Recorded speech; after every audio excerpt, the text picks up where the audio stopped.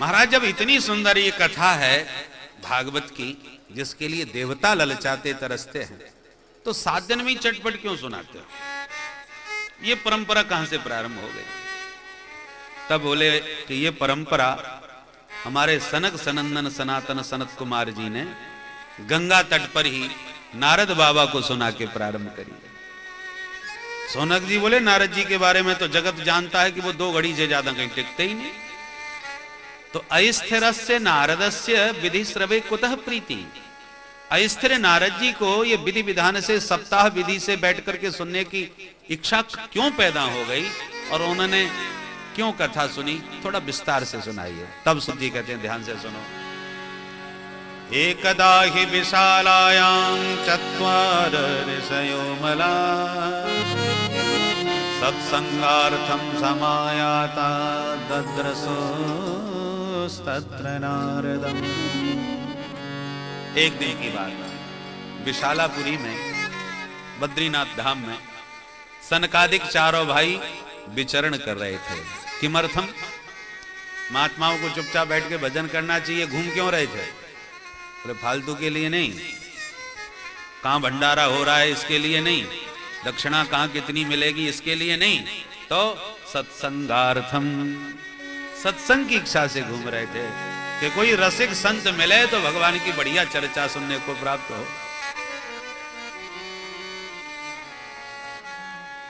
तो अचानक नारद जी पर दृष्टि पड़ी तो चारों भैया गदगद हो गए कि आज बढ़िया सत्संग मिलेगा नारद भैया के साथ। पर जैसे ही नारद जी के निकट गए तो देखे सकल पे 12 बज रहे। नारद जी बहुत बुरी तरह परेशान हो गए, भागे चले जा रहे। चारों को बड़ा आश्चर्य हुआ तो नारद जी को टोका। कथम ब्रह्मन् दीन मुखः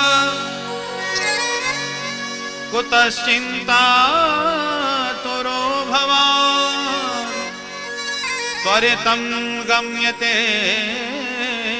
कुत्र कुतश्चागमनं तव। वो ब्रह्मन कथम तीन मुख है। नारद भैया तुम इतने परम वैष्णव, 12 भागवतों में से एक, परम संत, परम वैरागी, परम त्यागी, फिर किस बात से आपका मुख मलिन है? आपके मुख पर ये चिंता के भाव कैसे झलक रहे हैं? जिसने भगवान को आत्मसमर्पण कर दिया उसे कभी जीवन में चिंता नहीं करनी चाहिए। यदि वो अपनी चिंता करता है तो उसके समर्पण में कहीं कमी है, या भगवान पर विश्वास नहीं करता। अरे एक सामान्य स्त्री भी जब अपना समर्पण एक पति के चरणों में कर देती है तो फिर निश्चिंत हो जाती है। अब उसकी चिंता करना पति की जिम्मेवारी है। उसका भरण पोषण, जीवन की सारी समस्या पति की बन जाती है, उसकी अपनी कोई समस्या नहीं रहती, वो निश्चिंत हो जाती है। और यदि अपनी चिंता कर रही है इसका मतलब पति में या तो समर्पण पूर्ण नहीं है अथवा पति पर विश्वास नहीं। तो जब एक सामान्य पति पर स्त्री समर्पित होकर निश्चिंत हो जाती है तो जगत पति के चरणों में जिसने अपना समर्पण कर दिया उसे भला अपनी चिंता करने की क्या आवश्यकता है? तो आप इतने समर्पित वैष्णव भक्त होकर के भी कुतश्चिंता तुरो भवान, किस बात की चिंता? श्रीमद् वल्लभाचार्य महाप्रभु कहते हैं चिंता कापि न कार्या निवेदितात्मभिः कदापि। जिसने आत्म निवेदन कर दिया उसे फिर कभी चिंता नहीं करना चाहिए, उसे तो सिर्फ चिंतन करना चाहिए। भगवत चिंतन करो, चिंता तो उसकी वो खुद करेगा तुम्हारी। जिसका तुम चिंतन करोगे वो तुम्हारी चिंता करेगा। आपको अपनी चिंता करने की आवश्यकता है। जिस समय पितामह भीष्म ने प्रतिज्ञा कर डाली कि कल के युद्ध में कोई पांडव जिंदा नहीं बचेगा, तो भगवान को बड़ी चिंता होगा अब क्या होगा। भगवान को लगा भीष्म प्रतिज्ञा सुन करके निश्चित रूप से 5 पांडव बड़े परेशान होंगे, चल के देखूं उनकी हालत क्या है। अब शिविर में जाकर के भगवान ने देखा तो 5 के घर्राटे बज रहे। भगवान को बड़ा आश्चर्य हुआ, ये तो तांदुपट्टा सो रहे। भगवान ने जगाया, आवाज लगाई, तुरंत हड़बड़ा के खड़े हो गए। अरे आओ आओ प्रभु द्वारकानाथ केशव, ये अचानक रात में आना कैसे हुआ? आप अभी तक सोए क्यों नहीं? भगवान बोले तुम्हें नींद आ रही है? बोले हाँ हाँ हम तो बड़े आराम से सो रहे हैं। तो क्या तुमने पितामह भीष्म की प्रतिज्ञा सुनी नहीं? पांचों बोले हाँ वो तो हमने सुन ली। अच्छा पता है उन्होंने क्या प्रतिज्ञा की है? बोले हाँ मालूम है कि कल वो एक भी पांडव जिंदा नहीं छोड़ेंगे। भगवान बोले तो ये भीष्म प्रतिज्ञा है, और ऐसे महात्मा ने तुम्हें मारने की प्रतिज्ञा की है, फिर भी तान दुपट्टा सो रहे हो। कल क्या होगा, कैसे लड़ोगे, कैसे बचोगे, कुछ सोचा नहीं तुमने? सभी पांडवों ने एक ही जवाब दिया कि सरकार जब हमारी चिंता में आप जाग रहे हैं तो हमें चिंता करने की क्या आवश्यकता है? आप हमारी चिंता करने वाले हैं तो हो तो सही। ये समर्पण, ये विश्वास, ऐसी दृढ़ता जब हमारे जीवन में आ जाए तो किस बात की फिर चिंता? रक्षिष्यति विश्वासो गोप्तृत्व वर्णम तथा, प्रभु हमारी सब प्रकार से रक्षा करेंगे क्योंकि हमने रक्षक के रूप में भगवान का वर्ण कर लिया है, वो हमारे रक्षक है। तो नारद जी फिर आपको किस बात की चिंता है? कुतश्चिंता तुरो भवान, आप भागे भागे कहां से आ रहे हो, कहां जा रहे हो? आपका मुख तो ऐसे लग रहा है जैसे महान कंजूस का किसी ने धन लूट लिया हो। तुम्हारा क्या लूट गया?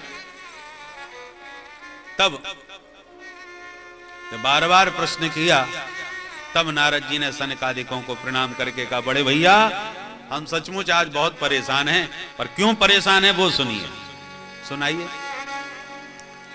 बोले महाराज हम भी आप लोग आपकी तरह सत्संग प्रेमी हैं, और सत्संग का आनंद भारत भूमि के अतिरिक्त कहीं मिलता नहीं, इसलिए मेरी तो अव्याहत गति है, पूरे ब्रह्मांड में घूमता हूं, पर सत्संग का आनंद लेने के लिए मुझे भारत में ही आना पड़ता। तो इस भारत में मैं सत्संग की लाभ का आनंद लेने के लिए आया, और सब जगह घूमा, सत्संग लाभ कहीं नहीं मिला। कहां कहां घूमे? बोले पुष्करम च प्रयागम च काशीं गोदावरीं तथा हरिक्षेत्रम कुरुक्षेत्रम श्रीरंगम सेतुबंधनम। तीर्थराज प्रयाग में गया, तीर्थों के राजा हैं। तीर्थ गुरु पुष्कर में गया, तीर्थों के गुरुदेव हैं पुष्कर।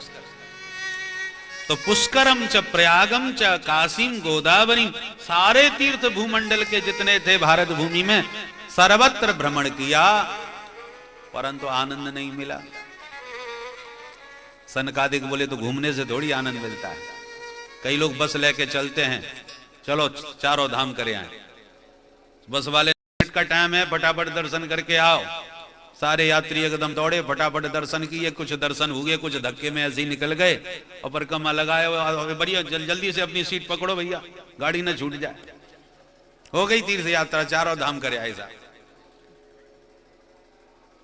तो ये तीर्थाटन नहीं है। तीर्थ में जाना तब सार्थक है जब किसी तीर्थी का दर्शन प्राप्त हो।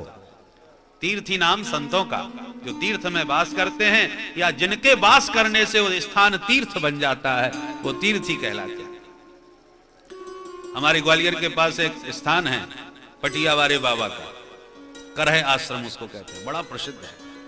फाल्गुन मास में लाखों की भीड़ उमड़ती है। हमारे लोग दंडवती परिक्रमा लगाते हैं। घनघोर जंगल था, शेर व्याघ्र घूमते थे वहां। उस जंगल में एक पटिया माने पत्थर पर बैठ के महात्मा ने तप किया, भजन किया, और ऐसा स्थान दिव्य हो गया, सिद्ध हो गया, आज तीर्थ बन गया। कैसा भी विषैला जीव कोई काट ले, वहां के स्नान करने मात्र से विष उतर जाता है, ऐसा चमत्कार है। तो महात्मा ने तप किया, भजन किया, आज वो तीर्थ स्थान बन गया। तो तीर्थी जहां विराजमान हो जाए वही तीर्थ बन जाता है। तीर्थी कुर्वन्ति तीर्थानि स्वान्तस्थेन गदाभृतः। तो जब तक तीर्थ में तीर्थी का दर्शन न हुआ तब तक काय का तीर्थ हुआ? तो ऐसे घूमने से नहीं महाराज मैं ऐसे ही नहीं घूमा, मैंने संतों को भी बहुत ढूंढा तीर्थों में। फिर बोले पाखंड निरता संतः विरक्ता सपरिग्रह। मैंने देखा संतों में पाखंड का प्रवेश होता चला जा रहा है। और बेचारे भोले भाले सीधे सच्चे अज्ञानी जीव उनके दीवाने बन जाते हैं, उनको पागल बनाते रहते हैं। भैया समोसा कब से नहीं खाया? बोले महाराज बहुत दिन हो गए। बोले समोसा खाओ और खिलाओ, कृपा हो जाएगी। बोलो राधे राधे राधे राधे। तो भोले भाले लोग इसी में कृपा बरसात प्राप्त करने के लिए भाग रहे हैं। पाखंड निरता संतः। मैंने सोचा चलो गृहस्थ लोग ठीक धर्म परायण हो, तो गृहस्थों के घर भी गया तो वहां पर भी बड़ी विडंबना देखने को मिली। तरुणी प्रभुता गे श्याल को बुद्धिदायक, कन्या विक्रयणो लोभात् दंपतीनां च कल्कनम्। देवी जी का पूरा चलावा चलता है। परामर्श की आवश्यकता पड़े तो साले साहब को बुलाया जाता है। और महाराज स्थिति ये हो गई है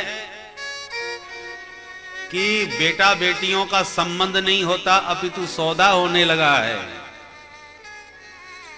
जितने में पहले समधी बन के लोग आते थे, तो समधी का मतलब है जिनकी विचारधारा समान हो, बुद्धि और विचार जिनके मेल खाते हो, वे समधी बनते थे। पर आज बुद्धि विचार मेल खावे या न खावे, लेन देन में मेल फिट बैठ जाना चाहिए, वही समधी बन जाता है। तो जहां केवल लेन देन के मेल पर सम्मेलन होते हैं, संबंध जुड़ते हैं, वहां विचारों का मेल तो बैठा नहीं, इसलिए शादी होने की देर नहीं होती और दंपति नाम च कलकनम, पति पत्नी में संग्राम प्रारंभ हो जाता है। ये गृहस्थों की विडंबना। मैंने सोचा अब किधर जाएं? कलयुग की ऐसी दावाग्नि लगी है महाराज कि जैसे दावाग्नि के लगने पर पूरा जंगल भस्म हो जाता है, ऐसी कली दावा नले नाद्य साधनम भस्मतांगतः। कलयुग की दावाग्नि में आत्म कल्याण के जितने साधन हैं सब भस्मसात होते चले जा रहे हैं। मैंने देखा कलयुग में भागवत खूब हो रही है। नारद जी कह रहे हैं विप्रैर भागवती वार्ता गेहे गेहे जने जने कारता कणलोभेन कथा सारस्ततो गतः। ब्राह्मणों ने देखा कि सबसे ज्यादा फायदा आजकल भागवत में ही है, तो सब काम पांडित्य का छोड़ छाड़ करके बस भागवत लेकर के, अरे साहब एक बार हमारी वाणी पवित्र करना चाहते हैं, एक बार हमको मौका दीजिए। घर घर में जाकर के पोथी लेकर के प्रार्थना करते हैं कि एक बार हमारी कथा बचा लीजिए। गेहे गेहे जने जने, अरे तो ये तो बहुत अच्छी बात है, भागवत का प्रचार कर रहे हैं, भागवत धर्म का प्रचार कर रहे हैं। बोले भागवत का प्रचार से उनका कोई मतलब नहीं, कार्यता कण लोभेन। बोलो राधे राधे राधे राधे। भागवत के प्रचार से संबंध नहीं है, उनका संबंध यह है कि आजकल सबसे ज्यादा लाभ इसी में मिल रहा है। बहुत चढ़ावा आता है, रुक्मिणी मंगल में भी खूब चकाचक हो जाता है, और ऐसा भी, और राम कथा में तो कुछ भी नहीं आता, और कर्मकांड में भी तमाम बहुत कुछ करने पर भी कुछ नहीं मिलता। ये सबसे बड़ा फायदा का सौदा है। तो कण लोभ के कारण भागवत में क्या लिखा है उससे उन्हें मतलब नहीं, भागवत के अर्थ से मतलब नहीं, भागवत के अर्थ से, भागवत से अर्थ की प्राप्ति बहुत अच्छी होती है, इससे मतलब है। भागवत के अर्थ से कोई मतलब नहीं। भागवत का अर्थ क्या, ये तो खुद ही नहीं जानते, भागवत का शब्दार्थ नहीं मालूम।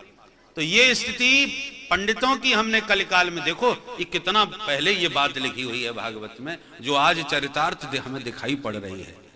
पहले लोग कहां भागवत इतनी होती थी, परंतु लिख दिया बहुत होंगी, परंतु उद्देश्य ही दूसरा होगा। बोलो राधे राधे राधे। देखिए कृष्णार्थी वक्ता हो और कृष्णार्थी ही श्रोता हो तो कथा में दिव्य आनंद की धारा बहती है। श्रोता का उद्देश्य है मुझे कृष्ण प्रीति प्राप्त हो जाए, कृष्ण भक्ति प्राप्त हो जाए, इसी दृष्टि से वो कथा करा रहा है और कथा सुन रहा है। और उसी दृष्टि से वक्ता भी कथा कह रहा हो सुखदेव जी की तरह परमहंस, उसे धन से कोई उसकी वासना नहीं, कामना नहीं। वक्ता कार्योति निष्प्रह, अति निष्प्रह भाव से केवल कृष्ण प्रेम पाने के लिए ही भगवान के गुणों का गान कर रहा है, ऐसा वक्ता हो। तो कृष्णार्थी वक्ता और कृष्णार्थी श्रोता हो तो दिव्य आनंद की धारा सत्संग में प्रवाहित होती है। परंतु श्रोता अर्थार्थी है और वक्ता कृष्णार्थी है। वक्ता इसलिए कथा कह रहा है कि मैं प्रेम की गंगा बहा दूं, लोगों के हृदय में गोविंद के प्रेम की प्रतिष्ठा कर दूं, लोग गोविंद की चर्चा सुन के पुलकित होने लगें। उस प्रेम का प्रवाह करने के लिए वक्ता कथा कहने बैठा है।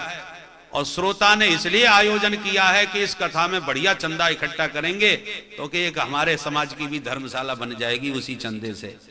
इसलिए खूब जोरदार प्रचार किया है, खूब लोग आवे, फिर खूब चंदा इकट्ठा किया जावे। तो नामधारी कोई वक्ता होना चाहिए जिसके नाम से चंदा भी बढ़िया सा इकट्ठा हो सके। अब इतना खर्चा किया, पांडाल सब लगाया, काय के लिए? बोले चंदा इकट्ठा होगा भागवत में। और पता चला व्यास जी चंदा की बातें ही नहीं कर रहे, वो अर्थ की चर्चा ही नहीं करते, वो दान दक्षिणा की बातें ही नहीं करते। तो अब श्रोता परेशान हो रहा है कि मेरा तो इतना तो पहले ही लग चुका है, हमको तो लगता है जो खर्चा जो लगा है उसी का नहीं निकल पा रहा, तो अब धर्मशाला काय पे बनेगी? ये पंडित जी तो किसी मतलब के नहीं, बिल्कुल भी चंदा नहीं उगा पाते, पैसे लेने देने की कोई बातें नहीं करते, इनको चंदा मांगना आता ही नहीं। तो उसको क्षोभ होगा, कथा में आनंद नहीं आएगा। और श्रोता यदि कृष्ण प्रेम का दीवाना बन करके कथा सुन रहा है और वक्ता यदि अर्थार्थी है तो हर प्रसंग को घुमा फिरा के दान दक्षिणा पे ले आएगा, हर बात में दान दक्षिणा की बात करेगा। तो फिर श्रोता को चुभेगा कि अरे मैं तो कृष्ण प्रेम पाने के लिए बैठा था और हमारे कथावाचक तो बार बार घुमा घुमा करके वो बार बार झोली फैलाना और बार बार वही सब चंदा की बातें करते हैं। 2100 रुपया तो यहाँ से सबको देके जाना ही पड़ेगा, नहीं तो कल्याण नहीं होगा। अब बताइए, अब जो अकिंचन संत जो बेचारे कथा में आए उनको तो बड़ा क्षोभ होगा कि व्यास जी से व्यास गद्दी से निर्देश मिला है कि इतना चढ़ाओ, हमारे पास तो झोली ही नहीं है, हमारे पास तो जेब ही नहीं है, रुपया हम छूते ही नहीं, अब कैसे कथा सुने? तो क्षोभ उत्पन्न होगा। इसलिए जब तक दोनों की धारा एक न हो, या तो कृष्णार्थी वक्ता तो कृष्णार्थी ही श्रोता हो, या अर्थार्थी वक्ता और अर्थार्थी श्रोता दोनों की घूम मेल खाते हैं। परंतु एक कृष्णार्थी है दूसरा अर्थार्थी है तो मेल नहीं बैठेगा, आनंद ही नहीं आएगा उस कथा में।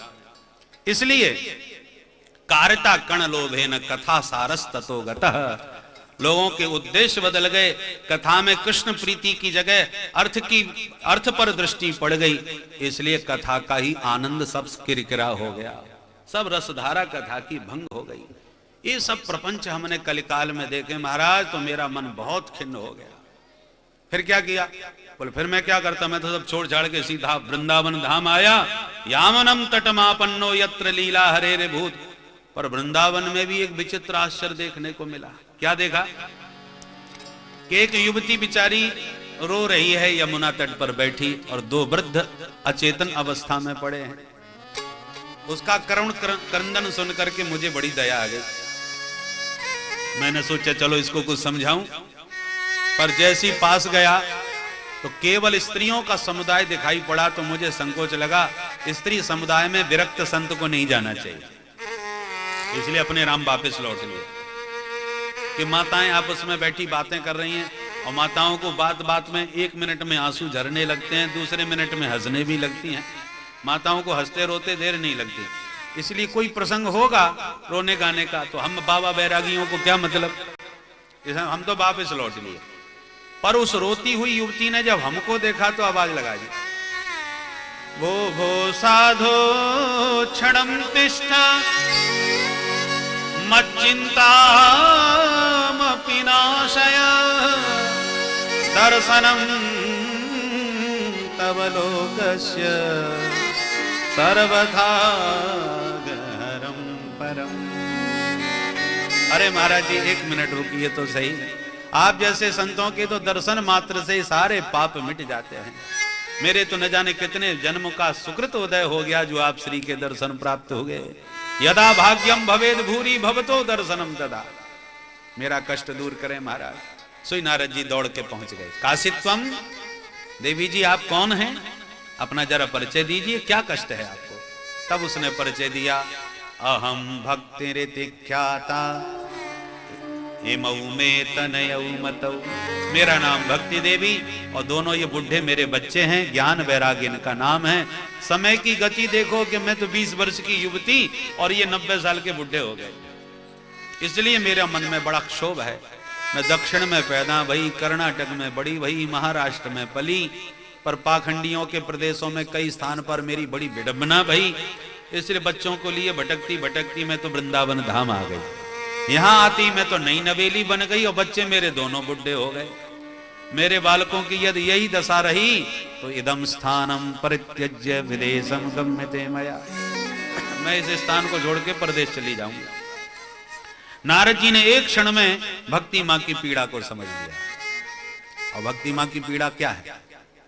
आज हम लोगों में भक्ति तो बहुत बढ़ रही है, देख लो कहीं भी, चाहे महाकुंभ का पर्व हो या किसी भी पर्व का दर्शन करें, भक्तों की भीड़ आपको लाखों करोड़ों में मिलेगी। तो लगता है भक्ति बढ़ रही है।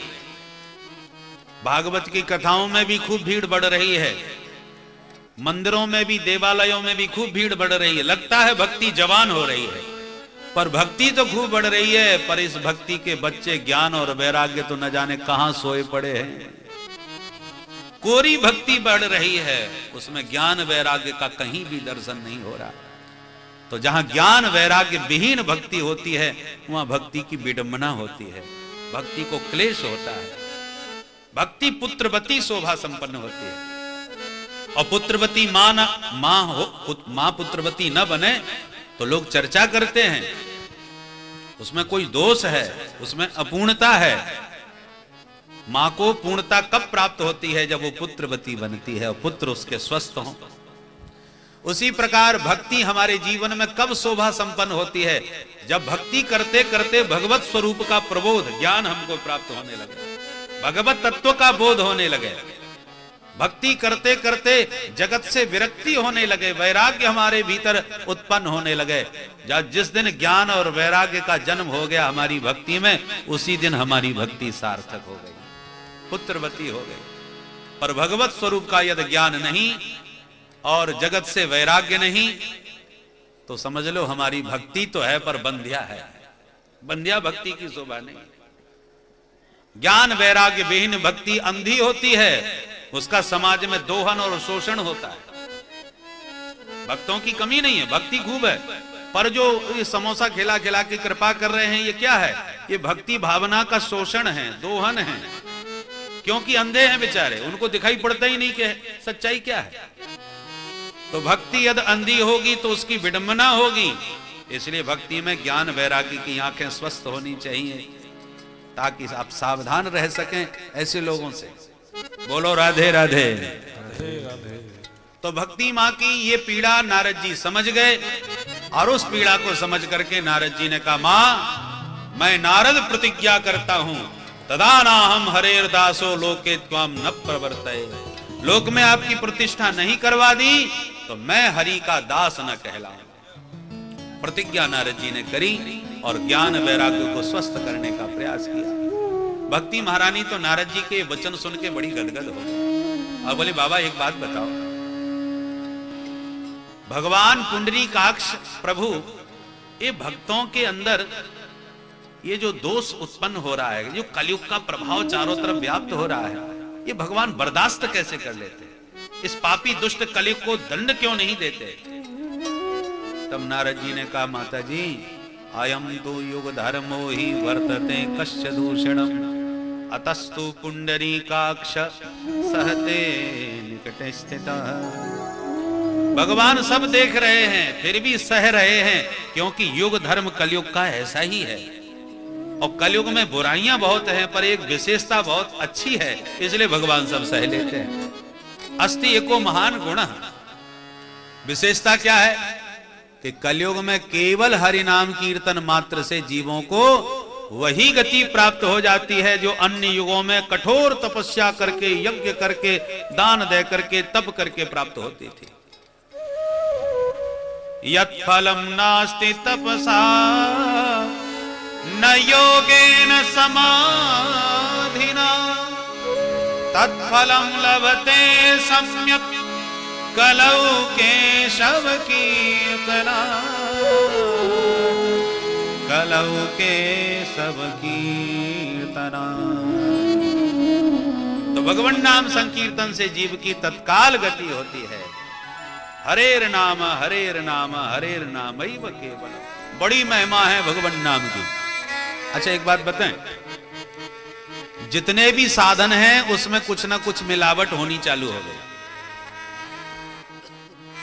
दम्म पाखंड से जिनका चित्त मलिन है वे ध्यान योग शिविर लगा रहे हैं। बोलो राधे राधे। तो ध्यान का सारा रहस्य, सारा फल समाप्त हो गया। अत्युग्र भूरि कर्माणो नास्तिका रौरवाजना तेपि तिष्ठन्ति तीर्थेषु तीर्थ सारस्ततो गतः। हर चीज में मिलावट। तीर्थों में दंभियों का प्रवेश हो गया। जैसे बगुला होता है ना, एक पैर पर खड़ा हो जाता है पानी में। मछली ने सोचा कि एक पैर पर महात्मा कोई भजन कर रहा है, तप कर रहा है, तपस्वी है, चलो इनके चरण का स्पर्श करके मैं भी पुण्य कमा लूं। जहां मछली आई चरण को छुआ कि गोविंदाय नमो नमः। तमाम मछलियां लाइन में लगी थीं। एक मछली आपस में बात करती हुई बोली, बहन एक बात बताओ, महाराज जी के चरण छूने वालों की लाइन तो बहुत लंबी है, परंतु जाने वाले तो दिखाई पड़ते हैं, आने वाले नजर नहीं आते। ये सब कहां चले जाते हैं? चलो महाराज जी से पूछते हैं। महाराज जी, ये आपके भक्तों की लाइन बड़ी लंबी है पर आते नजर नहीं आते, कहां जा रहे हैं? बगुला भगत बोले, यद गत्वा न निवर्तन्ते। मैं जिस पर कृपा करता हूं उसको परम धाम भेज देता हूं जहां से कोई लौट के आता ही नहीं। बोलो राधे राधे राधे राधे। तो ऐसे बगुला भगतों का जमावड़ा देख देख करके नारद जी कहते हैं तीर्थ सारस ततो गता। भगवान के भक्ति प्रचार, भगवान के गुण गणों के गायन से भक्ति का संचार करने का उद्देश्य नहीं है कौन तगड़ी तगड़ी मछली दिखाई पड़े और कब गड़प कर जाएं। यही दृष्टि तीर्थों में बैठे लोगों की हमने देखी, इसलिए तीर्थ सारस ततो गतः। कई लोग तो घबरा करके कान पकड़ लेते, भैया महाराज वहां गए थे, ऐसी विडंबना करी हमारी कि हमने तो कान पकड़ लिए, बस दूर से ही राम राम। इसलिए तीर्थों का महत्व क्षीण होता जा रहा है। एक संत कहते हैं, जेते हरि के धाम काम क्रोध क्रीड़ा करें। भगवान के धाम में काम क्रोध भी खूब क्रीड़ा करते हैं। क्यों भाई? भाई गुलाब तक जाने के लिए थोड़ा कांटों से बचना पड़ेगा, तभी गुलाब आप तोड़ पाएंगे। कमल तक जाने के लिए कीचड़ से बचना पड़ेगा, तो कमल आप संभाल पाएंगे। तो कीचड़ कमल कीचड़ में है, गुलाब कांटे में है, उस तक पहुंचने के लिए थोड़ा सावधानी की आवश्यकता रहती है। ऐसी भगवत तत्व प्रदान करने वाले संत तीर्थों में तो हैं, पर उन संतों के पास पहुंचने तक के लिए ये काम क्रोधी के जो कीचड़ भरे पड़े हैं, ये कांटे जो लगे हुए हैं, इनसे थोड़ा बच करके जाओगे तब पहुंच पाओगे। मिलेगा तो तत्व निश्चित रूप से मिलेगा। तीर्थ, इसका मतलब ये नहीं है कि तीर्थ व्यर्थ हो गए। तीर्थों में भी तत्वज्ञानी ब्रह्मज्ञानी महापुरुष आज भी हैं, पर वो छुपे रहते हैं और उन तक पहुंचने वाले ही पहुंच पाते हैं, सब लोग नहीं पहुंच पाते। जो इन कीचड़ से और कांटों से बच जाते हैं वो वहां पहुंच जाते हैं। अरे भगवान के जो धाम है ना, ये काम क्रोधी विकारी भी स्नान करने के लिए आते हैं। भाई बड़े बड़े पापी लोग स्नान करने आते हैं नहीं कि पर्व पर कि हम पवित्र हो जाएं, शुद्ध हो जाएं, तो काम क्रोध आदि जितने भी दुर्विकार हैं वो भी नहाने के लिए आते हैं। करोड़ों का तो जेब कतरों का सौदा होता है, ठेका होता है। बोलो राधे राधे राधे राधे। तो वो सब प्रकार के लोग आते हैं। इसलिए इन सब हमारे वृंदावन धाम में प्राय लोग हमारे पास, महाराज जेब कट गई, बिहारी जी के दर्शन करने गए थे, मोबाइल ही चला गया, सब चला गया, पर्स ही चला गया। ऐसा क्यों होता है तीर्थों में? लोग प्रश्न करते हैं। हम कहते हैं ठाकुर जी बिहारी जी की इच्छा ये होती है कि मेरे यहां फक्कड़ बन के आओ, और नहीं बनोगे तो बना दूंगा। इसलिए अपने चेला वो चारों तरफ लगा करके रखते हैं कि जो फक्कड़ बनना नहीं चाहते उनको तुम बनाओ। बोलो राधे राधे राधे। और फकीर बन करके मस्त, फकीरों को क्या टेंशन, चाहे जितने आओ चाहे जितने तीर्थों में रहो, उन्हें काय का कष्ट है। भगवान व्यवस्था सबकी करते ही हैं। तो जो फक्कड़ नहीं बनते उन्हें ठाकुर जी बना देते हैं। इसलिए उसमें दोष दर्शन न करके ठाकुर जी की कृपा का ही दर्शन करना चाहिए, नहीं तो तीर्थों से उच्चाटन हो जाएगा।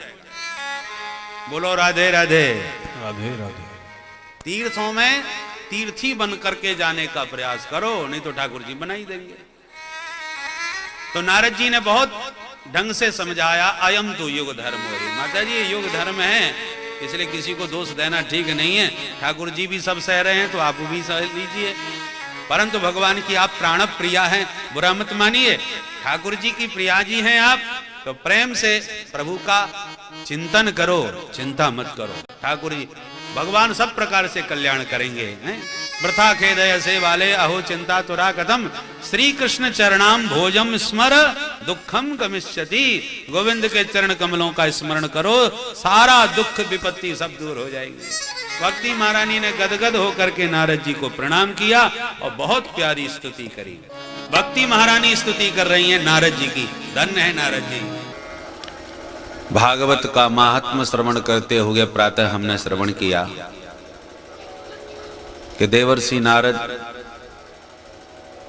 ज्ञान वैराग्य की वृद्धावस्था को दूर करने का प्रयास करने लगे।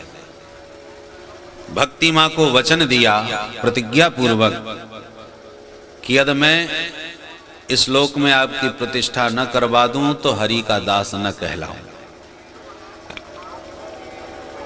बहुत प्रयास किया देवर्षि नारद जी ने। ज्ञानम प्रबुध्यताम शीघ्रम रे वैराग्य प्रबुध्यताम।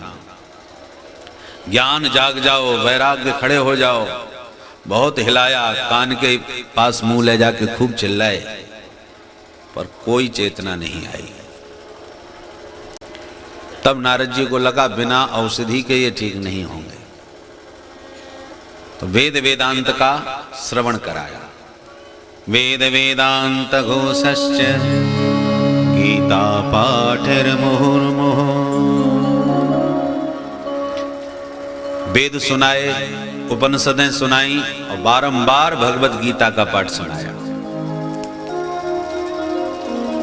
इस पर थोड़ा सा ज्ञान वैराग्य को चेतना आई, होश आया और थोड़ी देर में ही उबासी ली और फिर बेहोश हो गए, फिर सो गए। वेद वेदांत का उपदेश श्रवण करने से हमारे भीतर सोया हुआ ज्ञान वैराग्य थोड़ी देर के लिए जाग तो जाता है, पर कब तक जगता है? जब तक प्रवचन चलता है। उधर वेद वेदांत की बातें संपन्न भई और सोया हुआ जगा हुआ जो हमारा ज्ञान वैराग्य फिर दोबारा सो जाता है। नारद जी को लगा ये शाश्वत समाधान नहीं हुआ, अब क्या करूं? इतना हैवी डोज देने पर भी इनको लाभ नहीं हो रहा, तो अब कौन सी दवा खिलाऊं भाई? सबसे कीमती मूल्यवान वेद वेदांत और सबका सार सर्वस्व गीता, इससे ज्यादा और क्या हो सकता है? चिंता में पड़ गए तो व्योम वाणी तदैवा भूम मारिषे खिद्यतामिति उद्यमः सफलस्तेयं भविष्यति न संशयः। आकाशवाणी में नारद जी परेशान मत होइए, तुम्हारा उद्यम सफल होगा। पुरुषार्थ करते रहो, प्रयास करते रहो, सफलता मिलेगी। नारद जी बोले तो अभी तक तो सफलता मिली नहीं, अब कैसे मिलेगी सफलता? क्या करूं मैं? आकाशवाणी ने निर्देश दिया, एतदर्थम तु सत्कर्म सुरर्षे त्वं समाचर तत्ते कर्माभिदास्यन्ति साधव साधुभूषणा। इनको स्वस्थ करना चाहते हो तो सत्कर्म करो। नारद जी बोले तो अब तक हम क्या कर रहे थे? इतना बढ़िया वेद वेदांत सब सुना रहे थे, ये क्या सत्कर्म नहीं था? कौन सा सत्कर्म करूं? आकाशवाणी ने कहा संतों से पूछो, वो संत समझाएंगे। नारद जी फिर दुविधा में पड़ गए। न तो संतों का नाम बताया, न सत्कर्म का नाम बताया। कोई संत बताएगा तो मैं किससे पूछूं? चलो पता लगाता हूं। निकल पड़े नारद बाबा। जो भी साधु संत मिलते हैं, महाराज जी प्रणाम, कृपा करके आप बताएंगे सत्कर्म किसे कहते हैं? जिस महात्मा से प्रश्न करते हैं वही नारद जी के हाथ जोड़ लेते हैं। अरे बाबा, आप हमसे पूछ रहे हो? साक्षात ब्रह्मा के पुत्र, सारे जगत में ज्ञान का दान करने वाले, और हमसे पूछ रहे हैं सत्कर्म का स्वरूप। किसी ने भी नारद जी को समाधान नहीं दिया। जो बहुत प्रतिष्ठित महात्मा थे, जिनकी बड़ी समाज में प्रतिष्ठा थी, उनसे जब सबके बीच में पूछा, महाराज सत्कर्म किसे कहते हैं? वो बेचारे अपनी इज्जत बचाने के लिए सारा करने लगे। आजकल मौन व्रत चल रहा है हमारा, मौन खोलने दो, सब बता देंगे। मूकी भूतास्तथान्ये तु कियंतस्तु पलायता। कुछ मौन हो गए, कुछ पलायन कर गए, दाएं बाएं हो गए, पर किसी ने भी प्रत्युत्तर नहीं दिया। नारद जी ने कहा हम किसी से पूछना ही नहीं चाहते, हम सीधे अब भगवान बद्री विशाल जाकर के अपने नर नारायण प्रभु से पूछेंगे। नारद जी बद्री विशाल में नर नारायण जी का सत्संग प्राप्त करते रहते हैं। नारद का मतलब है नर नारायण का जो ज्ञान है उसको कहते हैं नार। नर नारायणस्य ज्ञानम नारम, नारम ज्ञानम ददाति इति नारद। जो नर नारायण के द्वारा प्राप्त ज्ञान का दान करते हुए जगत में विचरण करें उसका नाम नारद। अथवा नरस्य अज्ञानम नारम ताम यति खंडयति इति नारद। जन जन के अज्ञान को जो जाकर के खंड खंड कर दे उस महापुरुष का नाम है नारद। तो नारद जी महाराज दुनिया का अज्ञान दूर करते हैं और नर नारायण के ज्ञान का दान करते हैं। तो चलो नर नारायण भगवान से पूछते हैं, बद्री विशाल पधारे। सो बद्री विशाल में भगवान नर नारायण तो मिले नहीं, चारों भैया सनकादिक रास्ते में ही मिल गए। जब उन्होंने पूछा कि तुम्हारा मुंह कैसे चिंतामग्न है, तो नारद जी ने अपनी पूरी समस्या सुना दी कि ये कारण है। अब मैं आपसे ही प्रश्न पूछता हूं, महाराज बताओ, भक्ति ज्ञान वैराग्य को स्वस्थ करने के लिए जो सत्कर्म आकाशवाणी ने बतलाया था, वो सत्कर्म का स्वरूप क्या है? जब सनकादिकों से प्रश्न किया तो महात्मा चारों हंसने लगे। अरे राम राम, इतनी मामूली सी बात पर परेशान हो रहे हो? मां चिंतां कुरुदेवर से हर्षं चित्ते समावह। उपायः सुख साध्योत्र वर्तते पूर्वैवहि। चिंता मां करो, किसी प्रकार की चिंता मत करो नारद जी महाराज। जिस उपाय को आप ढूंढते फिर रहे हो वो हमारे पास है। क्या नाम है उस उपाय का? बोले वो उपाय कोई और नहीं, श्रीमद् भागवतालाप सतुगीत सुकादिभी। वो सत्कर्म है श्रीमद् भागवत महापुराण की मंगलमयी पावन कथा। भागवत क्या है? सतुगीत, ये गीत है। इस गीत को किसने गाया? शुकादिभी। सुखदेव जैसे परमहंसों का गीत है, और गीत को सम्यक्तया जो गाया जाए वो संगीत है। तो श्रीमद् भागवत क्या है? सुखदेव जैसे परमहंसों का संगीत, जिस स्वर से ईश्वर को रिझाते हैं। तो भागवत को भी संगीत के साथ गाया जा सकता है, प्रत्येक श्लोक छंद को, क्योंकि यह सुखदेव जी का संगीत है। नारद जी ऐसे दिव्य संगीत को गाते हुए विचरण करते हैं। गायमानश्चराम्य हम, तो जो गाया जाए वही संगीत। नारद जी बोले क्षमा करना महाराज, वो आपकी बात को जच नहीं है। क्यों? बोले महाराज मैं जब चारों वेद सुना चुका, सारी उपनिषदें सुना चुका, और सबका सार सर्वस्व भगवत गीता को भी सुना दिया, जब ऐसे दिव्य ग्रंथों के श्रवण से कुछ नहीं हुआ, तो फिर भागवत में ऐसा क्या है?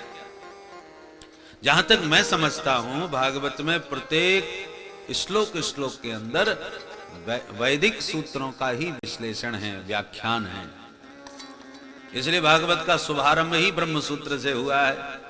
जन्माद्यस्य यतः, ये वैदिक ब्रह्म सूत्र है, और इस सूत्र से व्याख्या मंगलाचरण प्रारंभ करके व्यास जी ने बता दिया कि मैं वेदों की ही व्याख्या करने जा रहा हूं इस ग्रंथ में। तो जब वेदों से ही कुछ नहीं हुआ तो भागवत से क्या होगा? सनकादिक बोले नारद जी, रसीला फल खाने के बाद कोई ये कहे कि जब इस फल में इतना रस भरा है तो इसके वृक्ष में कितना रस होगा, और फल को फेंक के कोई डायरेक्ट वृक्ष चबाने लगे तो रस मिलेगा भला? कभी नहीं। वृक्ष से ही फल प्राप्त होता है, पर फल में ही रस मिलता है, वृक्ष से नहीं मिलेगा। वेद है वृक्ष, भागवत है उसी का रसीला फल। निगम कल्प तरोर गलितम फलम। अब ये रस का स्वाद शुष्क वेद में, वेद रूपी वृक्ष में कहां धरा? ओहो, बात समझ में आ गई। महाराज, अब मैं जान गया, आप जैसे दिव्य संतों का सत्संग सानिध्य सचमुच बिना भगवान की कृपा के और अनंत पुण्यों का भाग्योदय हुए बिना प्राप्त नहीं हो सकता। भाग्योदयेन बहुजन्म समर्जितेन सत्संगमं च लभते पुरुषो यदा वै अज्ञान हेतु कृतमोह मदान्धकार नाशं विधाय हि तदोदयते विवेकः। बहुजन्म समर्जितेन भाग्योदयेन सत्संगमं लभते। बहुत जन्मों के अनंत पुण्य जब उदय होते हैं, फलीभूत होते हैं, तब आप जैसे संतों का दर्शन प्राप्त होता है। पुण्य पुंज बिनु मिलहि न संता। जब तक पुण्य पुंज उदय न हो, केवल पुण्य उदय से नहीं, पुण्य पुंज, पुण्यों का समुदाय, जब एक अनंत पुण्य एक साथ फलीभूत होते हैं, तब सत्संगमम लभते। एक जगह ये भी है, बिनु हरि कृपा मिलहि नहीं संता। जब तक ठाकुर जी की कृपा नहीं होगी तब तक संत नहीं मिलेंगे। दो बातें हो गई। एक तरफ कहते हैं पुण्य पुंज बिनु मिलहि न संता, और दूसरी तरफ कहते हैं बिनु हरि कृपा मिलहि नहीं संता। तो जब संत मिले तो हमें कैसे पता चले, ये विभाग रेखा कैसे, विभाजन रेखा कैसे हो कि ये पुण्य पुंज से मिले हैं या हरि कृपा से मिले? ये ठाकुर जी की कृपा से संत मिले हैं तो हमारा फिर कुछ भी पुरुषार्थ नहीं है, कृपा करी तो मिल गए। और पुण्य पुंज से मिले हैं, इसका मतलब हमारे पुण्यों में बड़ी ताकत है, जो कि ऐसे संत हमें सहज सुलभ हो गए। दोनों में अलग अलग बात है। तो पता, जब संत मिले तो कैसे विभाग हम करें कि ये हमारे पुण्य से मिले हैं या ठाकुर जी की कृपा से हमको मिले? बोले भाई, आपके मन में दृढ़ संकल्प हुआ कि हमें महाराज श्री के दर्शन करने हैं, आप दर्शन करने गए, पता चला महाराज जी तो अभी बाहर निकल गए हैं, कब आएंगे? बोले पता नहीं कब आएंगे। आप जम के बैठ गए कि बिना महाराज जी के दर्शन की हम जाने वाले नहीं है, चाहे जितने दिन हो जाए। दर्शन करने आए, दर्शन करके ही जाएंगे। बिल्कुल दृढ़ संकल्प लेकर बैठ गए, इतने में महाराज जी आ गए। अब प्रेम से दर्शन किए, दंडवत प्रणाम किया, आशीर्वाद लिया, चल दिया। तो ये आपका पुण्य पुंज है। आपके अनंत पुण्य उदय हुए, जो आपके भीतर संत दर्शन की उत्कंठा जगी और आपने दर्शन पा भी लिया, ये पुण्य पुंज है। परंतु आपका कोई प्रयास नहीं, आप तो ऐसे घूमते हुए जा रहे थे, कुछ भीड़ देखी कि भाई ये क्या हो रहा है, अरे तुम्हें मालूम नहीं फलाने महाराज जी आए, गुफा वाले महात्मा, जिनका दर्शन बड़ा दुर्लभ है, निकलते ही नहीं बाहर बरसों तक। अच्छा वो महाराज जी हैं, अरे चलो हम भी दर्शन कर ले। तो आपने न तो कोई प्रोग्राम बनाया, ना उनसे मिलने का कोई आपका लक्ष्य था, तो आप ऐसे ही चले जा रहे थे घूमते हुए, इतने में महाराज जी का दर्शन मार्ग में हो गया, अनायास हो गया। तो ये है हरि की कृपा। जब अनायास बिन प्रयास संत दर्शन प्राप्त हो तो हरि की कृपा का परिणाम है, और आपके पुरुषार्थ और प्रयत्न करने पर संत का दर्शन हो तो आपके पुण्य प्रताप का परिणाम है। बोलो राधे राधे राधे। एक बार धर्म सम्राट श्री स्वामी करपात्री जी महाराज जा रहे थे गाड़ी से, उनकी गाड़ी खराब हो गई, कुछ एक्सीडेंट हो गया छोटा, उससे गाड़ी बिल्कुल खराब हो गई। अब महाराज जी गाड़ी में तो बहुत टाइम लगेगा, दूसरी गाड़ी का प्रबंध करने में भी बहुत समय लगेगा, जब तक वो आएगी तब तक महाराज कहाँ बैठे। तो पास में ही एक झोंपड़ी थी, कुटिया, एक बुढ़िया रहती थी। तो लोगों ने जाके कहा, माता जी हमारे स्वामी जी महाराज थोड़ी देर यहाँ विश्राम करना चाहते हैं, आपके यहाँ जगह। कौन स्वामी जी? तो नाम लिया, तो उसने भी नाम सुन रखा था, धार्मिक थी। अरे वो फलाने महाराज जी धर्म सम्राट, अरे आइए आइए, सौभाग्य हमारा। उसने तुरंत सारी व्यवस्था अपनी झोंपड़ी में जितनी बनी यथाशक्ति की और खूब महाराज जी की सेवा करी। और कम से कम 7-8 घंटे सत्संग हुआ। सभी साधु महात्मा जो उनके संगे थे वो भी बैठे हो। बुढ़िया ने खूब आनंद लिया संतों का। अब खूब जब तब तक दूसरी गाड़ी का प्रबंध हो गया, परंतु उस समय 7-8 घंटे हो गए लगभग। जब दूसरी गाड़ी आई तो महाराज जी अपने तैयार होके चल दिए। तो बुढ़िया ने प्रणाम किया, महाराज अहो भाग्य हमारे जो आपके चरण यहाँ पधारे। अब पुनः दर्शन कब होगा? स्वामी जी बोले जब गाड़ी खराब होगी तब होगा। बोलो राधे राधे राधे राधे। तो ना महाराज जी का कोई प्रोग्राम था कि हम उनके यहाँ जाएंगे, ना बुढ़िया का कोई प्रोग्राम था कि महाराज जी को हमारे यहाँ कभी जीवन में आ पाएंगे। परंतु जब हरि की कृपा हुई तो जैसे कहते ठाकुर जी छप्पड़ फाड़ के देते हैं, तो इतने बड़े दिग्गज महात्मा और इतने संतों के साथ में और इतने घंटे तक बुढ़िया के कुटिया में रहे। तो ये है हरि कृपा। अपने प्रयास से तो कुछ भी नहीं किया। तो बिनु हरि कृपा मिलहि नहीं संता। बिना प्रयास के अनायास संत दर्शन प्राप्त हो तो ठाकुर जी की कृपा समझनी चाहिए। तो नारद जी कहते हैं धन्य हो गया महाराज आपके दर्शन प्राप्त करके। अब कृपा करके मैं आपके ही श्रीमुख से एक बार श्रीमद् भागवत सुनना चाहता हूं। भागवत तो मैंने भी नारद जी कहते हैं मैंने भी व्यास जी को प्रेरित करके भागवत का विस्तार कराया, पर आज तक मेरी भी समझ में भागवत की महिमा नहीं आई। तो आपके श्रीमुख से सुनना चाहूंगा। सनकादिक बोले कोई बात नहीं, सुना देंगे, हम तो इसीलिए घूमते रहते हैं। कोई सुनाने वाला मिले और सुनाने वाला न मिले तो कोई सुनने वाला मिले, हम सुना देंगे। कहां चलें? गंगा द्वार समीपे तो तटमानंद नामकम। चलो गंगा के किनारे कथा का आनंद ही कुछ और होता है। गंगा किनारे चलते हैं। हरिद्वार। तो बद्रीनाथ से हरिद्वार में नारद जी सनकादिक चारों भैयाओं को लेके आए गए। महात्माओं की साधुशाही कथा। गंगा जी की रेती को इकट्ठा कर दिया, सो बन गया व्यास गद्दी।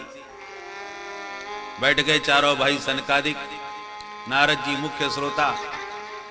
ऋषि महर्षियों को पता चला भागवत की ज्ञान गंगा गंगा तट पर प्रवाहित हो रही है। तो जिसको जहां जब पता चला दौड़े भागे सब आए।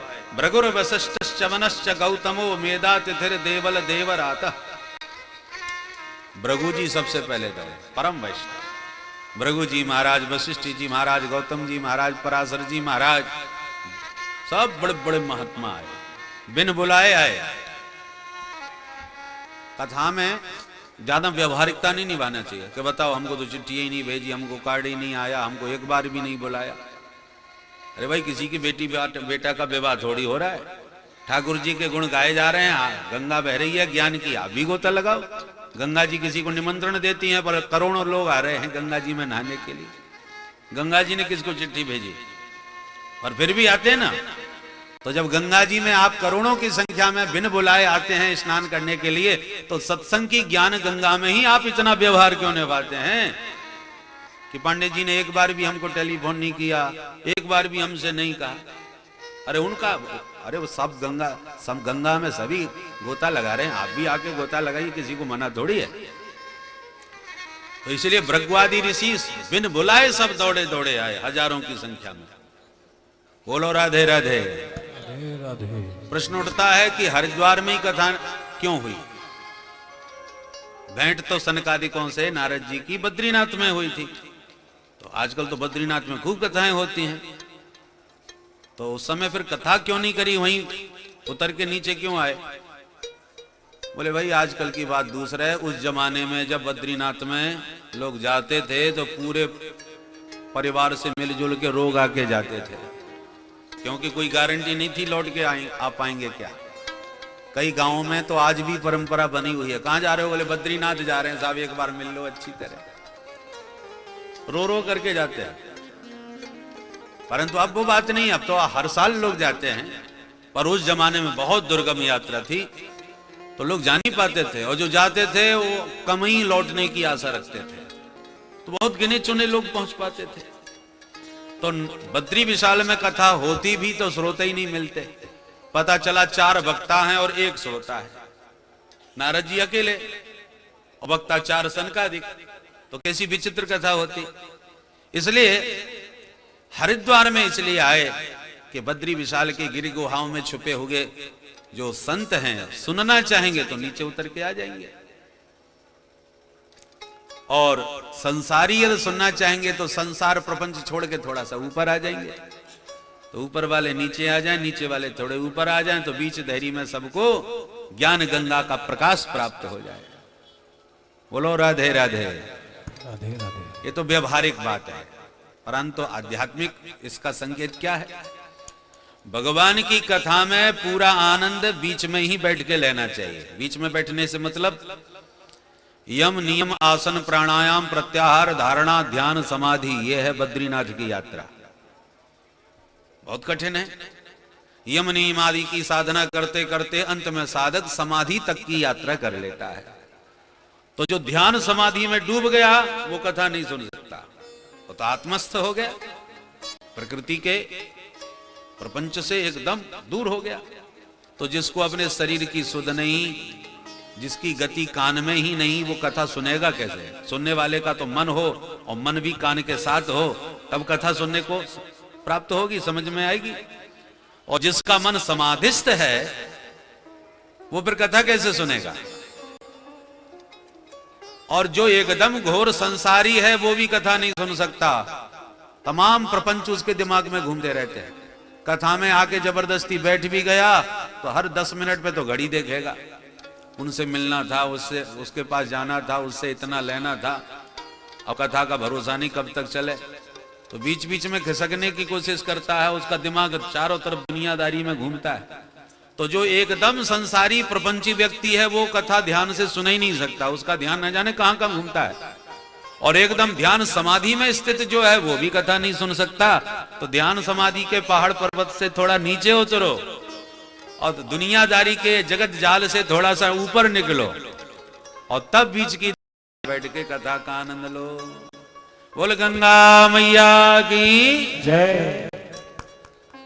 तो सनकादिक गंगा तट पर बैठ गए, और जैसे ही कथा का शुभारंभ हुआ, सनकादिकों ने कथा की महिमा को सुनाना प्रारंभ किया। सदा सेव्या श्रीमद्भागवती कथा, यस्या श्रवण मात्रेण हरिश्चित्तं समाश्रये। भगवान की कथा सर्वदा सदैव श्रवण करने योग्य है। दिनानाम नियमो नास्ति सर्वदा श्रवणम मतम। दिन मुहूर्त की कोई आवश्यकता नहीं, दिन मुहूर्त की कोई आवश्यकता नहीं है। तो विधि का वर्णन करते समय ऐसा क्यों कहा? मुहूर्तम प्रक्षयत्नतः। जब किसी को कथा करानी हो तो पंडित जी से मुहूर्त पूछ लेना चाहिए, ऐसी विधि में लिखा है। और इधर कह रहे हैं चाहे जब मन आवे तब सुनो। दो बातें क्यों?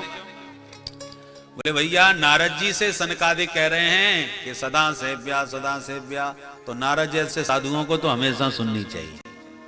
उनको ना बेटी भी आनी है, ना उन्हें मकान बनाना है, ना कोई और कारोबार करना है। वो उनका जीवन ही कथा मात्र ही का जीवन। तो जो भगवान की कथा में ही सर्वदा निमग्न रहने वाले हैं, उसी रस का पान करने वाले हैं, उन संतों के लिए है सदा सेव्या। और हम घर गृहस्थी वालों के लिए, महाराज बहू के एक बेटा हो जाए तो एक भागवत हम बचवा लेंगे। तो इस प्रकार के जो अनेक प्रकार की कामनाओं की पूर्ति के लिए भागवत के कल्प वृक्ष का आश्रय लिए हैं, उनके लिए भैया मुहूर्त देख करके ही कथा करवाओ, ताकि सकल मनोरथ की सिद्धि हो। परंतु सनकादिक नारद जी से कह रहे हैं, इसलिए कहते हैं सदा सेव्या, हमेशा सुनो। भाई सुनने से फायदा क्या होगा? भाई गृहस्थों के लिए तो यह है कामनाओं की पूर्ति हो जाती है, क्योंकि भागवत कल्प वृक्ष है, जो मांगेंगे सो मिल जाएगा। परंतु जिनकी कोई कामना ही नहीं है, कोई इच्छा ही नहीं है, वो काय के लिए सुने? उनको क्या फायदा है? बोले यस्या श्रवण मात्रेण हरिश्चित्तम समाश्रय। भागवत की मधुरतम कथा श्रवण करने से उनका चित्त द्रवीभूत हो जाएगा और द्रवीभूत चित्त में चित्तचोर हमेशा के लिए चिपक जाएगा। बोलो राधे राधे। राधे राधे। देखो हमारे शरीर में ये जो चित्त है ना, चित्त का अर्थ क्या होता है? जिसमें हर वस्तु चिपक जाए, ये चिपकाता रहता है। आंख है ना, ये टेलीविजन की तरह, ये कैमरे की तरह, टीवी का कैमरा घूम रहा है, सबका चित्र ले रहा है और सारे चित्र इसमें चिपकते जा रहे हैं। अब जब चाहो ऑन करके देख लो। ऐसी ही हमारी आंखें हैं ना, ये कैमरा है, ये घूम रही है और जिन जिनको हम ध्यान से देखते हैं उन्हीं का चित्र हमारे चित्त में जाकर के चिपक जाता है। इसलिए 5 साल के बाद भी मिलके कहते हैं, अरे साहब हमने आपको पहचान लिया था, वहां देखा था ना प्रयाग में। तो इसका मतलब उसका फोटो आपके चित्त में कहीं चिपका है, तभी तो पहचान गए। ये तो फोटो ना होता तो कैसे पहचानते? पर एक बात और, कैमरा फालतू में घुमाता रहा। कई ऐसे होते ना फोटोग्राफर, केवल फ्लैश मारते रहते हैं, खींचते करते नहीं। तो हमको लगता है कि खींच लिया है। कुछ लोग कहते हैं ये कैमरा हमारी तरफ घूम जाए, तो कुछ लोग झूठ मूठ का कैमरा भी घुमा देते हैं। तो जब तक वास्तव में फोटो नहीं खींचेगा तब तक कुछ नहीं चित्र होगा, वो केवल घूम रहा है। ऐसी आंखें हमारी ऐसी अनायास देख रही हैं, तो किसी का फोटो इन चित्त में घुसने वाला नहीं। तो चित्त में किसका फोटो बैठता है, खिंचता है? बोले आंखें देखें और देखने के बाद उनसे कोई संबंध जोड़ लें।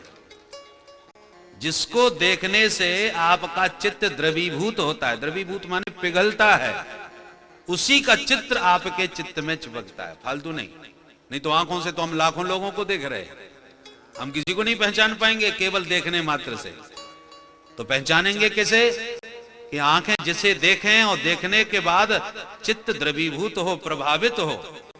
इसी का बहुत सुंदर रूप है, रूप को देख करके चित्त प्रभावित हो गया तो द्रवीभूत हो जाएगा।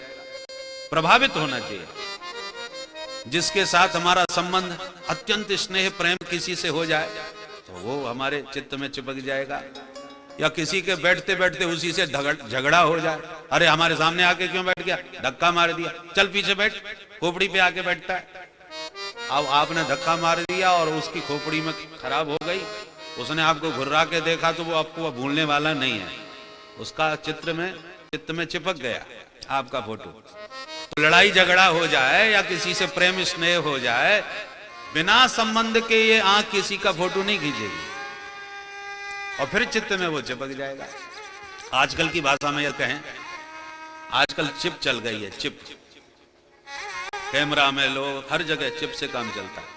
छोटी सी चिप होती है पर लाखों फोटोओं को भर लेती है। पहले तो कैमरा की रील में केवल 36 ही फोटो बनते थे, अब तो नेक सी चिप में आप लाखों की संख्या में भर लो महाराज। कितने जीबी की है वो आपके ऊपर है, 2 GB की है कि 4 GB की है, जितना उसकी कैपेसिटी होगी उतना ज्यादा भर ले और फिर उसको चाहे जब आप खोल के देख लो। ठाकुर जी ने जैसे आजकल कंप्यूटर में चिप लग जाती है, ऐसे हमारे भीतर भी ये चित्त रूपी ऐसी चिप चिपका रखी है भगवान ने कि बचपन से लेके अब तक न जाने कितने फोटो हमारे चित्त में चिपके बड़े हैं, भरे पड़े। और जब ओवर हो जाता है ना तो फिर थोड़ा डिलीट करना पड़ता है? डिलीट करोगे तभी नए नए भरेंगे। उसी प्रकार से बहुत पुराने लोग डिलीट भी हो जाते हैं, कुछ समय तक भरते हैं उसके बाद निकल जाते हैं।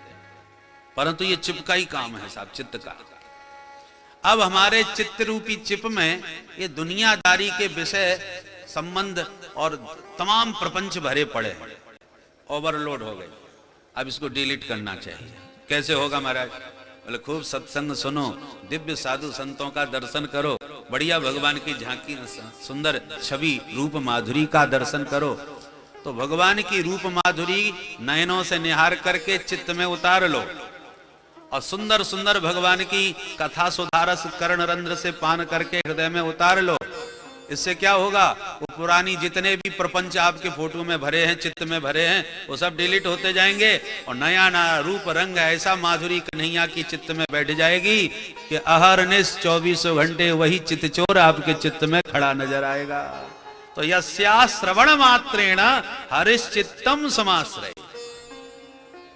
चित्त में चित्तचोर कैसे आवे?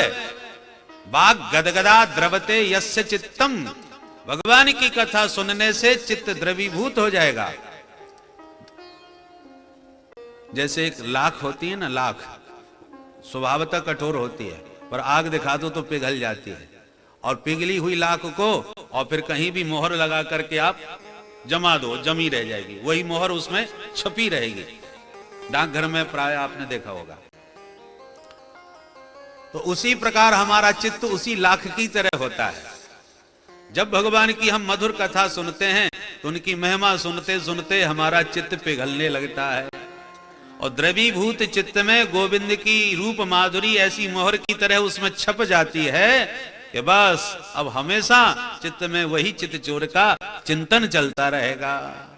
यस्या श्रवण मात्रेण हरिश्चित्तम समाश्रय, यही उत्तम लाभ है श्रीमद् भागवत का। बेटा बेटी हो जाए, फैक्ट्री बढ़िया चल जाए, ये तो सब उसी प्रकार से हैं जैसे कोई किसान खेती कर रहा है और चिंता इस बात की करे कि मेरी गैया के लिए भूसा न जाने होगा कि नहीं। अरे तू फसल पर ध्यान दे, फसल बढ़िया होगी तो भूसा तो अपने आप ही तेरे को मिल जाएगा। भूसे की चिंता क्यों करता है? गैया खरीदने जाता है तो कोई पूछता है कि ये गोबर कितना देती है? गोबर का क्या पूछना है तो दूध पर ध्यान दे। दुधारू कैसी भी गाय आएगी गोबर तो देगी ही देगी, उसकी क्या चिंता करना। गोबर से बहुत काम सिद्ध होते हैं पर उस पर कोई ध्यान नहीं दिया जाता।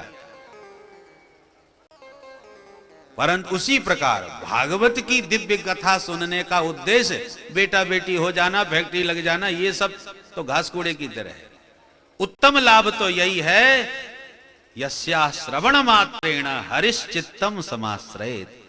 ये विषयी चित्त में हमारे चित्तचोर श्री कृष्ण का चिंतन किस प्रकार से अहरनिश हो, कृष्ण की शाश्वत प्राप्ति, शाश्वत चिंतन चित्त में कैसे स्थित हो, ये भागवत का सर्वोत्तम लाभ है। और मानव तन पाकर के भी इस रस का किसी ने एक बार भी पान नहीं किया तो सनकादिकों ने उनको खूब गालियां दी। आजन्म मात्रमपि येन सठेन किंचित चित्तम विधाय सुख शास्त्र कथा न पीता, चांडाल बच्च हरवत वत तेन नीतम, मिथ्या स्वजन्म जननी जन दुख भाजा। जीवन में एक बार भी जिसने कथा सुधारस पान नहीं किया, चांडालवत, चांडाल के समान है, खरवत, गधे के समान है, जो जिंदगी भर दुनियादारी का बोझा ढोता रहा, परिश्रम का कोई लाभ जिसको जीवन में नहीं मिला, ऐसा खरबत। मिथ्यास्व जन्म जननी जन दुख भाजा, उसने जन्म लेकर के जननी को व्यर्थ ही कष्ट दिया। जीवत छबो निगदित सतु पाप कर्म, वो श्वास लेता हुआ जीवित मुर्दा है। मुर्दे में बस श्वास नहीं होती और वो श्वास लेता हुआ मुर्दा है। जीवत छबा निगदित सतु पाप, इतनी गालियां दी। नारद जी बोले आप इतना क्यों बोल रहे हो उनको? बोले हम नहीं बोल रहे। एवं वदन्ति दिव्य देव समाज मुख्या, ये देव समाज जो स्वर्ग के देवता है ना, वो बोलते हैं कि हम अमृत लेके गए और फिर भी हमको भगा दिए, कथामृत नहीं मिला, और इनको बिना कुछ दिए अमृत प्रवाहित हो रहा है और ये पान करने के अधिकारी होते हुए भी पान नहीं कर रहे, तो कितने अभागे हैं। इसलिए देवता हमारे दुर्भाग्य को कोसते हुए हमें गाली देते। आश्चर्य हो गया, साश्चर्य में एकम समभूत, अद्भुत आश्चर्य हुआ। जिस श्रीधाम वृंदावन में भक्ति मैया को ज्ञान वैराग्य वृद्धों के साथ रोता हुआ छोड़ के नारद जी आए थे, उन्हीं भक्ति मैया को जब गंगा तट पर हरिद्वार में ताता थैया नाचते हुए देखा, और जब दृष्टि उनके पुत्रों पर गई तो तऊ सुतऊ तरुणऊ, दोनों बेटा एकदम जवान दिखाई पड़ रहे हैं। नारद जी की आंखें तो फटी रह गई। ये वही हैं जिनके कान में चिल्ला चिल्ला के मैं बावला हो गया, और इन्होंने आंख नहीं खोली। अब देखो मैया के साथ कैसे ठुमुक ठुमुक के नाच रहे हैं, दोनों जवान दिख रहे हैं। अभी पूरी भागवत कहाँ हुई है, केवल एक डोज दिया है, एक गोली में इतना फायदा हो गया। अब पूरी औषधि का सेवन करेंगे तब तो फिर कहना ही क्या है। नारद जी बड़े प्रमोदित हो गए। भक्ति मैया सबके बीच में प्रकट हो करके व्यासपीठ को प्रणाम करके बोली, अहम प्रतिष्ठामी, इस भीड़ में मैं कहां बैठ जाऊं महाराज, मेरे लिए स्थान। सनकादिक बोले, ये जितने भी वैष्णव बैठे हैं ना, श्रोता भक्त, इन सबके हृदय मानस में जाकर के आप विराजमान हो जाइए। क्योंकि जिस भक्त के हृदय में भक्ति महारानी विराजमान हो जाएं, उसे फिर भगवान के पीछे नहीं भागना पड़ता, भगवान ही उसके पीछे पीछे भागने लग जाते हैं। भगवान की प्राण प्रिया है भक्ति महारानी जी। त्वंतु भक्ति प्रिया तस्य सततम प्राणतोधिका। भगवान भक्ति महारानी से इतना प्रेम करते हैं कि ये जहां जहां जाती हैं उनके पीछे पीछे भगवान वहीं पहुंच जाते हैं। तो भक्ति महारानी जिस भवन में पहुंच जाएंगी, भगवान उनका पीछा करते करते अपने आप ही उस भवन में घुस जाएंगे। और भक्ति महारानी का एक स्वभाव है, क्या? वो भी अपनी प्रिया के बिना नहीं रह पाती, अपने प्रियतम के बिना वो भी नहीं रह पाती हैं। तो क्या करती हैं? जिस भवन में रहने लगती हैं उसी भवन को पहले झाड़ बुहार करके चमका देती हैं, साफ सुथरा बना देती हैं। क्योंकि भगवान को साफ सफाई बहुत पसंद है ना, अलंकार प्रियो बस विष्णु। तो साफ सफाई के बाद फिर स्वयं अपना श्रृंगार करती हैं स्नान करके।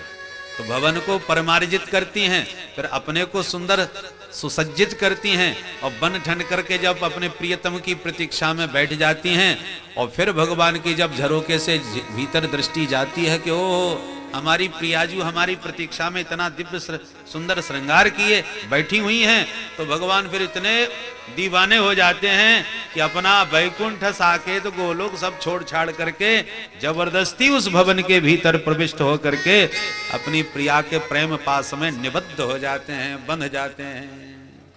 सकल भुवन मध्य निर्धनास्ते धन्या, सकल भुवन मध्य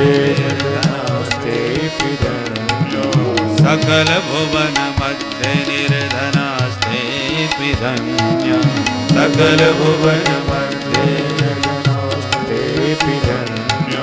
निवसति हृदयेषु श्रीहरेर्भक्तिरेका, निवसति हृदयेषु श्रीहरेर्भक्तिरेका, निवसति हृदयेषु श्रीहरेर्भक्तिरेका, निवसति हृदयेषु श्रीहरेर्भक्तिरेका। हरिरपि निजलोकं सर्वथा तो विहाय, हरिरपि निजलोकं सर्वथा तो विहाय, हरिरपि निजलोकं सर्वथा तो विहाय, हरिरपि निजलोकं सर्वथा तो विहाय। प्रविशति हृदि तेषां भक्ति सूत्रोपनत, प्रविशति हृदि तेषां भक्ति सूत्रोपनत, प्रविशति हृदि तेषां भक्ति सूत्रोपनत, प्रविशति हृदि तेषां भक्ति सूत्रोपनत, भक्ति सूत्रोपनत। सकल भुवन मध्य निर्धनास्ते धन्या, सकल भुवन मध्य निर्धनास्ते धन्या, सकल भुवन मध्य, सकल भुवन मध्य, सकल भुवन मध्य, सकल भुवन मध्य 14 भुवनात्मक संपूर्ण ब्रह्मांड में वही प्राणी परम धन्य है जिसके हृदय भवन में भक्ति महारानी का निवास हो जाए। भक्ति महारानी हर किसी के घर में नहीं घुसती, और जिस घर में घुस जाएं वो परम धन्य है। उससे बड़ा पुण्यात्मा, धर्मात्मा, सुकृतात्मा कोई नहीं। क्योंकि भक्ति के आने से क्या होगा? हरि निज लोकम विहाय, ठाकुर जी अपना लोक छोड़ करके प्रविशति हृदि तेषाम, अपनी प्रिया का अनुगमन करते हुए उस भवन में बरबस प्रविष्ट हो जाते हैं। और एक बार गोविंद घुस पाए तो भक्ति सूत्रोपनद्ध, भक्ति महारानी अपने प्रेम पास में अपने प्रियतम के पाद पद्मों को ऐसा बांध लेती हैं, पकड़ लेती हैं, जकड़ लेती हैं कि परमानेंट कैद होकर के ही भगवान रह जाते हैं, फिर निकल नहीं पाते। बोलो राधे राधे। राधे राधे। देखो भगवान भक्ति के वशीभूत हैं। भगवान की दो शक्ति हैं। जब कोई भगवान के पास आता है और कुछ मांगता है तो भगवान कहते हैं देखो ये तो हमारी भक्ति महारानी है और ये हमारी माया देवी है। दो भगवान की शक्ति है, एक भक्ति देवी, एक माया देवी। तो भगवान कहते हैं तुम्हें कौन सी पसंद है, क्या चाहते हो, दोनों में से एक को ले जाओ। भक्त ने कहा जरा इनका परिचय तो करवाओ। बोले ये हमारी माया देवी है। ये क्या करती हैं? बोले ये नचाना बहुत अच्छी तरह जानती है। तुम्हारा नाचने का मन हो तो हमारी माया देवी को ले जाओ, खूब नचाएंगी आपको। बोलो राधे राधे। ये नाचती हैं और नचाती भी खूब हैं। माया खलु नर्तकी बिचारी, ये नर्तकी है, नाचती बहुत जोरदार है और नचाती भी खूब जोरदार है। तो नाचने का मन हो तो इन देवी जी को ले जाओ। और ये दूसरी, बोले ये हमारी प्रियाजू भक्ति महारानी है। ये क्या करती हैं? बोले ये हमको बहुत नचाती है। तो तुम्हें यदि हमें नचाने का मन हो तो इनको लेके जाओ, और स्वयं नाचने का मन हो तो इन्हें लेके जाओ। तो भक्ति महारानी, भगवान जल्दी किसी को भक्ति देते नहीं। क्यों नहीं देते? बोले ये भक्ति महारानी को ले जाएगा तो मेरे को जीवन भर नचाएगा। नाना भांति नचायो भक्तन ने मोको। तो भक्त लोग तो भगवान को नचाते हैं, जबकि भगवान सबई नचावत राम गुसाई। भगवान सारे संसार के समस्त जीवों को कर्मानुसार नचा रहे हैं। तो जो दुनिया को नचा रहा है उस जगन्नाथ को नचाने की सामर्थ्य भगवान की भक्ति महारानी में है। इसलिए भक्ति जल्दी से देते नहीं। और जिसके हृदय भवन में भक्ति आ जाए तो भगवान उसके आंगन में नाचने के लिए खुद ही चले आते हैं। ताहे अहीनी की छोहनिया छचियावर छाछ पे नाच नचावत। दुनिया को नचाने वाले को ग्वालिनिया भक्ति के प्रवाह में अपने आंगन में ला करके नचाती हैं, इशारों पर नृत्य कराती है। बोलो राधे राधे। राधे राधे। इसलिए परम धन्य है वह प्राणी जिसके हृदय में भक्ति का वास हो।